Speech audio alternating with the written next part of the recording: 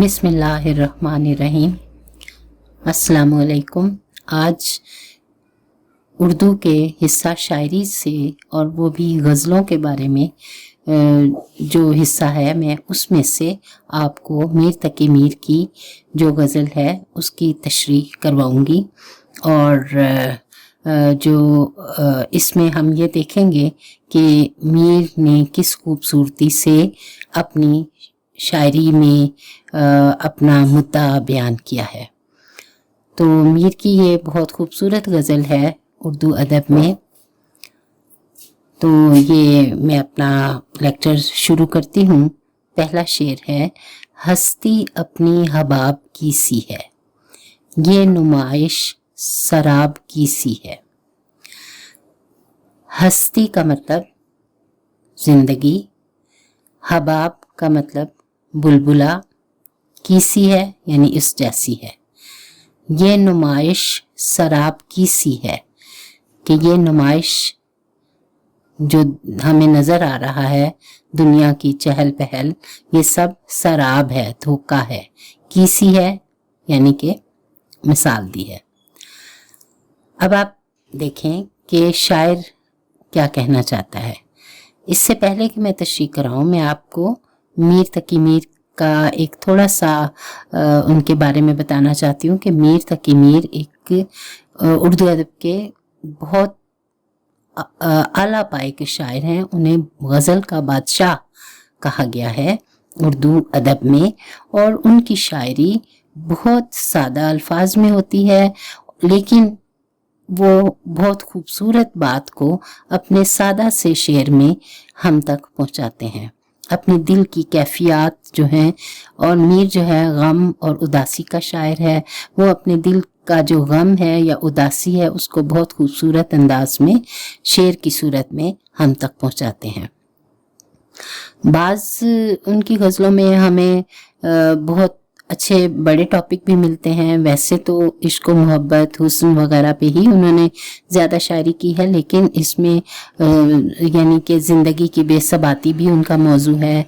और इसके अलावा भी बहुत से मौज़ूआत पे शायरी है, यानी उस ज़माने में जो तारीख़ी हालात थे जबकि अहमद शाह अब्दाली हिंदुस्तान पे हमले कर रहा था, तो उस ज़माने के शायर हैं मीर। तो वो जो एक जंग की सूरत हाल होती है किसी मुल्क में, तो जो खून रेजी होती है, जो तबाही बर्बादी होती है, तो इससे हर कोई मुतासिर होता है। लेकिन शायर चूँकि उनकी नाजुक तबीयत होती है और बहुत हसास होते हैं, तो वो उन चीज़ों को एक अपने अंदाज में देखते हैं और वो उसको फिर अपने तक ही नहीं रखते, उसको शायरी के ज़रिए से अवाम तक पहुंचाते हैं। और इस तरह उनकी ये शायरी जो होती है वो तारीख़ का हिस्सा बन जाती है।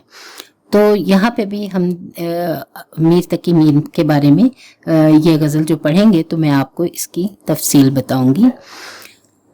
अब इसमें शायर क्या कह रहा है कि हस्ती अपनी हबाब की सी है, कि हमारी ज़िंदगी हबाब यानी बुलबुले के जैसी है, ये नुमाइश शराब की सी है, यानी ये नुमाइश शराब की सी है कि ये जो दुनिया में हमें दिखावा सा नज़र आ रहा है ये सब एक धोखा है।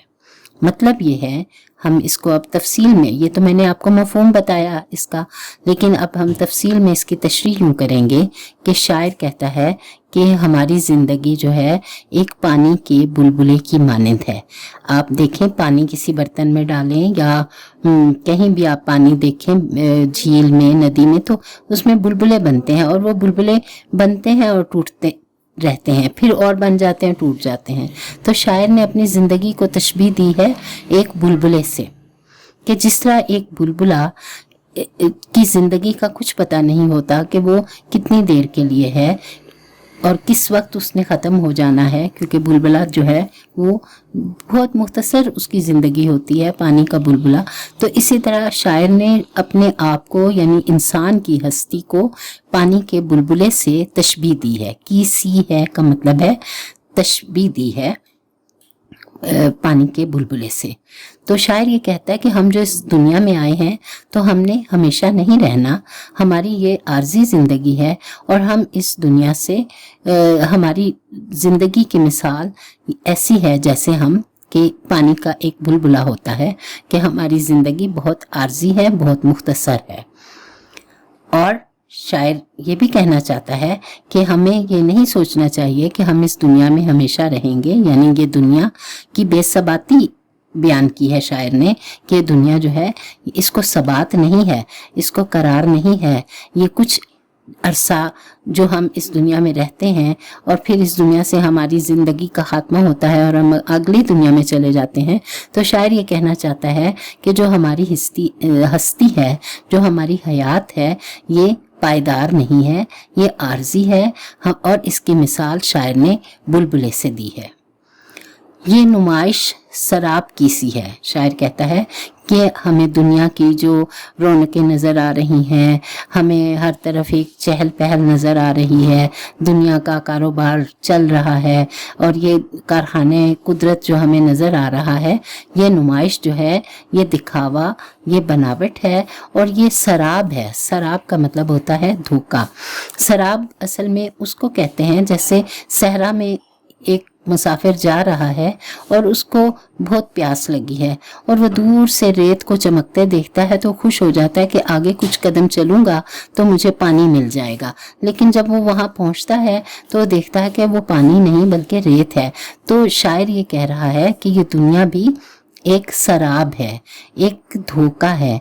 हम इसकी खूबसूरतियों में, इसकी जीनत में खो ना जाएं, क्योंकि ये एक महज धोखा है, ये हमेशा रहने वाली नहीं है, ये आर्जी ज़िंदगी है। हमें कुछ अरसा इस ज़िंदगी को यहाँ गुजारना है, उसके बाद हमें अगली दुनिया में सफ़र कर जाना है। मतलब ये है कि शायर ने इस शेर में दुनिया की बेसबाती पर जोर दिया है और ये बेसबाती का जो मौजू है, ये उर्दू अदब में तकरीबन तमाम शोरा ने इस पर कलम उठाया है। तो इसी तरह मीर तकी मीर ने भी दुनिया की बेसबाती को एक खूबसूरत अंदाज में एक अच्छी मिसाल के ज़रिए से पेश किया है। अब हम इसमें देखते हैं इस शेर में हबाब और शराब काफिया हैं और रदीफ जो है वो की सी है और तशबीह किससे दी है? बुलबुले से। और दूसरे इसमें नुमाइश शराब की सी है यानी धोखा है। तो ये शेर की तशरीह उम्मीद है कि आपको क्लियर हो गई होगी। अगला शेर है नाजुकी उसके लब की क्या कहिए, पंखड़ी एक गुलाब की सी है।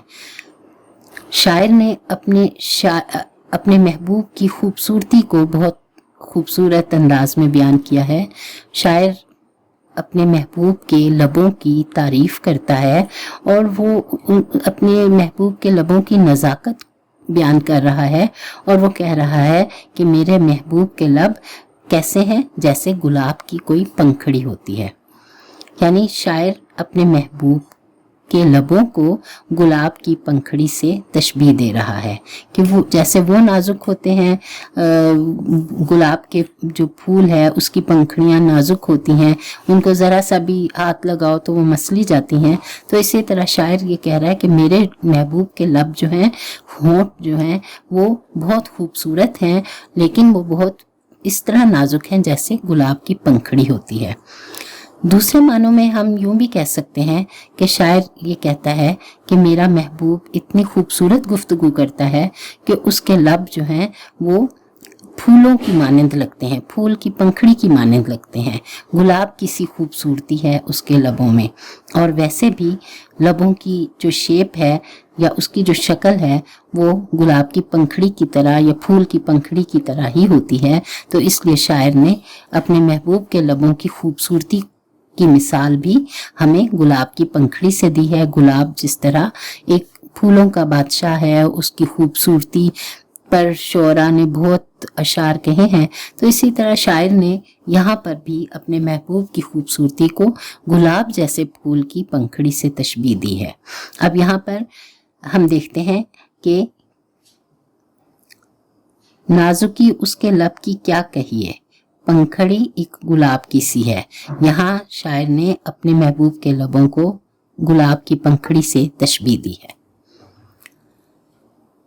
अगले शेर में हम देखते हैं, चश्मे दिल खोल उस भी आलम पर, यहाँ की औकात ख्वाब की सी है। शायर कह रहा है कि अगली दुनिया के बारे में भी सोचो। तुम इस दुनिया में रह रहे हो, ये दुनिया जो कि एक आर्जी है और हमें एक आर्जी कयाम है हमारा इस दुनिया में। और शायर कहता है, चश्मे दिल, अपने दिल की आंख को खोलो और उस भी आलम पर नजर करो, यानी उस अगली दुनिया के बारे में भी सोचो या उसका भी कुछ अपने जहन में नक्शा पैदा करो या बनाओ।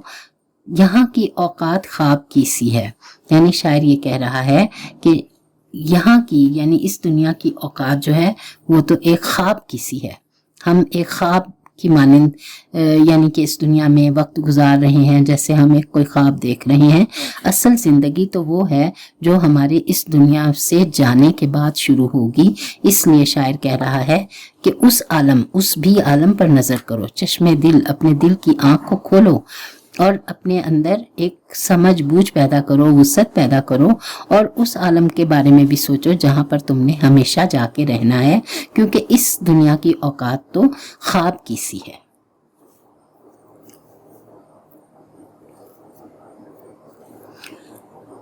बार बार उसके दर पर जाता हूँ, हालत अब इस तराब की सी है।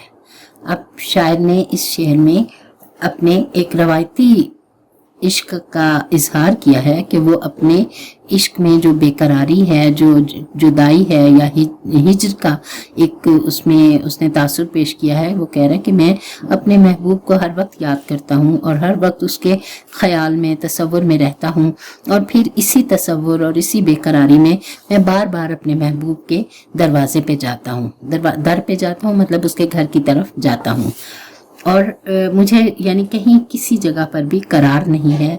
मेरी बेचैनी इस कदर बढ़ जाती है और महबूब से जुदाई तो मैं बर्दाश्त ही नहीं कर सकता। और जब भी जिस वक्त भी मुझे महबूब का ख्याल आता है, मेरी बेकरारी मुझे मजबूर कर देती है और मैं महबूब के दर पर बार बार जाता हूँ। हालत अब इस तराब की सी है। कह रहा है कि इश्क का मुझ पे इस कदर असर हो चुका है कि अब मेरी हालत जो है उसमें बेकरारी आ चुकी है। इस तराब का मतलब होता है बेचैनी, बेकरारी। तो शायर कहता है कि मैं अपने महबूब की याद में इस कदर खोया हुआ हूँ कि मुझे महबूब अपना हरदम याद आता है और अब मेरे अंदर एक बेकरारी और बेचैनी की सी हालत हो गई है। इसको हम हकीकी मानों में भी देखें, इश्क हकीकी के मानों में भी देखें तो मतलब यह है कि शायर जो है वो अपने रब को बहुत ज़्यादा याद करता है और वो बार बार अपने महबूब यानी अपने महबूब हकीकी के दर पर जाता है और वो कहता है कि मेरा यानी कि अपने रब से मिलने का, अपने महबूब से मिलने का मुझे इतना ज़्यादा यानी कि एहसास हो रहा है और मेरे अंदर एक ऐसी एक खलिश पैदा हो चुकी है कि मैं चाहता हूँ कि मैं जल्द से जल्द अपने महबूब के दर पर जाऊं और इसी बेकरारी में मैं बार बार जाता भी हूँ। लेकिन शायर कहता है कि मेरी हालत जो है वो इस कदर ख़राब हो चुकी है इसी तमन्ना में, इसी आरजू में कि मैं अपने महबूब से मुलाकात करूं कि मेरी हालत जो है अब इस तराब किसी हो गई है, यानी बेचैनी किसी हो गई है। अगले शेर में देखते हैं हम, मैं जो बोला कहा कि ये आवाज़ उसी खाना ख़राब किसी है। शायर कहते हैं कि मैं अपने महबूब के दर पर गया, मैंने उसको आवाज़ दी। तो ये मैं यानी मफहूम बता रही हूँ कि शायर कहता है कि मैं अपने महबूब के दर पर गया, मैंने उसको बाहर से आवाज़ दी तो मेरे महबूब ने कहा कि ये आवाज़ किसकी है, ये तो ऐसे लगता है कि जैसे उस मेरे आशिक की आवाज़ है। मतलब ये कि यहाँ पर शायर अपने महबूब की यानी कि बेपरवाही का जिक्र कर रहा है और उसके गरूर का जिक्र कर रहा है और उसका अंदाज बेगानगी का जिक्र कर रहा है। शायर कहता है कि मैं अपने महबूब के दर पर गया और मैंने उसको आवाज़ दी तो मेरा महबूब जो है बजाय इसके, हालांकि वो मुझे पहचान चुका था, लेकिन उसने ये जाहिर किया कि जैसे کہ میں کوئی یعنی کہ وہ اس نے اس کو پہچاننے سے یوں انکار کیا اور اس نے کہا کہ یہ آواز تو مجھے اسی خانہ خراب کی سی لگتی ہے، خانہ خراب کہ جس نے اپنے گھر بار کو تباہ کر لیا ہو عشق میں۔ تو شاعر یہ کہتا ہے کہ باوجود اس کے کہ میرے محبوب نے مجھے پہچان لیا، لیکن وہ کسی اور پہ ظاہر نہیں کرنا چاہتا تھا کہ اس نے مجھے پہچان لیا، تو اس نے اپنے سامنے کسی بھی شخص کو کہا کہ یہ جو آواز آ رہی ہے مجھے لگتا ہے یہ اسی خانہ خراب کی سی ہے جس نے اپنے آپ کو عشق میں تباہ کر لیا، برباد کر لیا۔ یعنی کہ اس شعر میں شاعر نے اپنے محبوب کے غرور کی طرف اشارہ کیا ہے، اس کی بیگانگی کی طرف اشارہ کیا ہے، اس کے نظر انداز کرنے کا گلہ بھی کیا ہے کہ دیکھو میرا محبوب کتنا ظالم ہے کہ اس نے مجھے پہچان بھی لیا ہے، لیکن اس کے باوجود وہ کسی کو یہ شو نہیں کرنا چاہتا، کسی پر یہ ظاہر نہیں کرنا چاہتا کہ اس نے اپنے محبوب، اپنے عاشق کو پہچان لیا ہے، اور وہ ان کو یوں شک سا پیدا کر رہا ہے اور کہہ رہا ہے کہ مجھے لگتا ہے یہ اسی خانہ خراب کی، اسی برباد ہونے والے عاشق کی آواز ہے۔ یعنی کہ شاعر جو ہے یہاں پر اپنے محبوب کا گلہ کر رہا ہے، اس کی بے وفائی کا، اس کی بیگانگی کا۔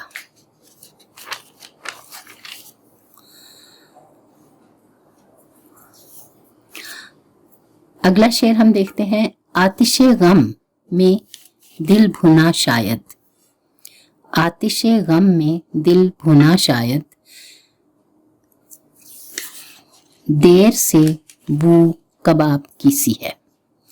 شاعر یہاں پر بھی اپنے عشق کی بلندیوں کا ذکر کرتا ہے، اپنے عشق میں جو اس کو بہت اعلیٰ مرتبہ حاصل ہو چکا ہے وہ اس کا ذکر کرتا ہے اور اس کی طرف اشارہ کر رہا ہے، اور وہ کہہ رہا ہے کہ میرا دل جو ہے غم کی آگ میں بھن چکا ہے، دل بھنا شاید۔ وہ کہہ رہا ہے کہ مجھے ایسے لگتا ہے کہ میرا دل غم کی آگ میں بھن چکا ہے یا بھونا گیا ہے، یا اس کی حالت اس طرح ہو گئی ہے جیسے کہ کسی گوشت کو کوئی شخص بھون رہا ہو۔